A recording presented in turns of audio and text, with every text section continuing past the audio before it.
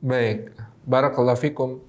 Memang peristiwa hijrah mengandung begitu banyak pelajaran yang sangat penting bagi kita semuanya, yang sangat berharga bagi kita semuanya, dan ini adalah perjalanan yang bersejarah yang dimuliakan oleh Allah dari langit, dan kita semuanya mengambil banyak pelajaran dari beliau sallallahu alaihi wasallam.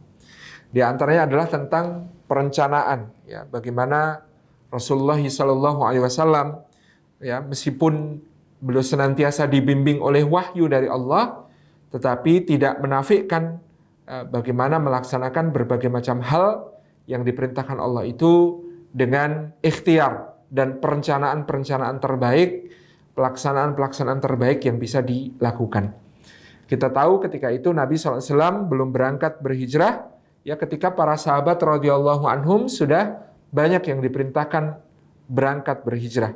Sementara Nabi SAW masih berada di kota Makkah untuk menunjukkan betapa beliau, ya, Sallallahu Alaihi Wasallam, betul-betul seorang yang gagah perwira, seorang yang pemberani, ya, asja'un nas. Beliau, Nabi SAW, adalah orang yang kemudian betul-betul percaya kepada penjagaan dan perlindungan dari Allah Subhanahu wa taala. Tentu ini bagian dari ujian Allah Subhanahu wa taala kepada beliau SAW. Jadi di dalamnya kita melihat nanti bagaimana Rasulullah SAW tinggal didampingi oleh beberapa orang yang belum berhijrah, dan sejak awal beliau, ya, memilih Sayyidina Abu Bakar As-Siddiq radhiyallahu anhu sebagai mitra beliau dalam berhijrah. Yang pertama, kenapa Sayyidina Ali diperintahkan untuk menggantikan beliau di tempat tidur beliau, di mana beliau pada fajar tersebut akan dibunuh rame-rame oleh orang-orang Quraisy.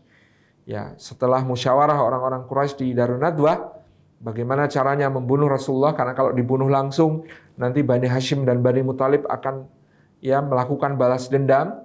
Kalau dibuang maka dikhawatirkan Rasulullah akan mampu menarik perhatian dan mencari dukungan dari kabilah-kabilah lain.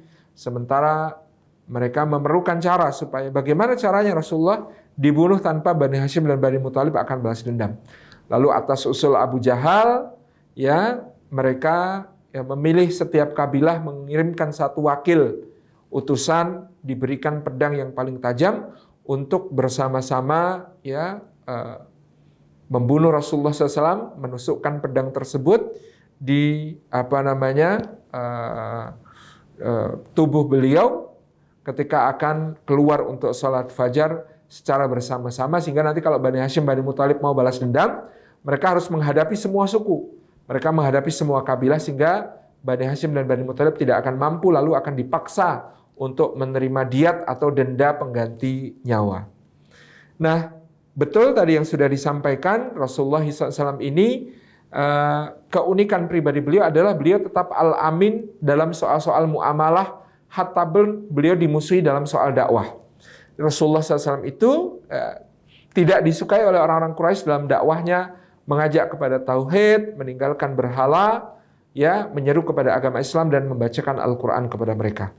Tapi dalam soal berdagang, bermuamalah, pinjam-meminjam, utang piutang, dan juga musyarakah, ya, berserikat dalam modal, mudharabah, menitipkan modal untuk dijalankan, maka Nabi SAW, ya, tetap sebagai al-amin, dipercaya. Sehingga di antara tugas Sayyidina Ali bin Abi Thalib yang kemudian harus beliau tunaikan setelah ditinggalkan oleh Nabi SAW adalah untuk mengembalikan, ya, berbagai macam titipan, amanah, modal, dan lain sebagainya yang dipercayakan orang Quraisy kepada beliau. Juga ini tentu sebagai pendidikan disiplin untuk Sayyidina Ali bin Abi Thalib.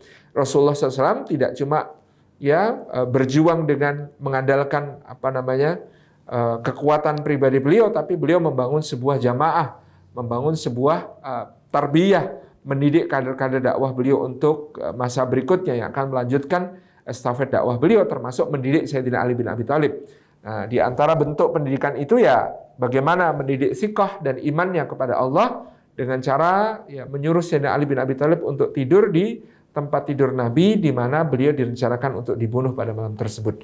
Dan Sayyidina Ali lulus di dalam tarbiyah pendidikan ini sehingga beliau siqah kepada Nabi SAW, siqah kepada Allah. Kalau saya menjalankan perintah Allah dan Rasulnya, saya tidak akan celaka. Saya tidak akan dizalimi, saya tidak akan disakiti oleh Allah dan Rasulnya. Sehingga beliau dengan yakin mantap ya tidur di pembaringan Rasulullah, padahal Nun di luar ya pedang-pedang terhunus siap untuk membunuh Nabi SAW di tempat tidurnya tersebut.